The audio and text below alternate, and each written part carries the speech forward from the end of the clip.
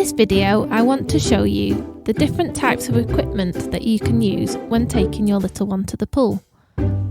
It is not essential for you to use this equipment, however you might find it useful to know how they can help you and their benefits. A woggle or noodle can encourage arm movement once placed under the arms and can help with floating too. They are also great fun to ride on like a horsey, with one leg either side, and can help with balance and treading water. Armbands or swim discs are a good safe swimming aid, however can restrict arm movement as they get in the way. I would encourage them to be used sparingly as little ones become reliant on them and believe they can swim without. They are great for independence and allow little ones to explore with support.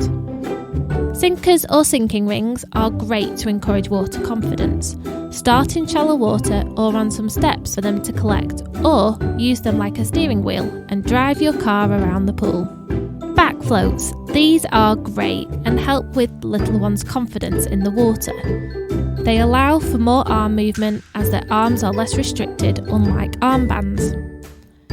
Flippers are great to encourage bubbles. Get them to blow them in the water and push it around the pool. Bringing their mouth to the water encourages a more horizontal swimming position. Watering can. Great for water confidence and gets them used to having water over their head and face. Float vests. Allow arm movement and give buoyancy in the right area, as we are naturally buoyant in our torso.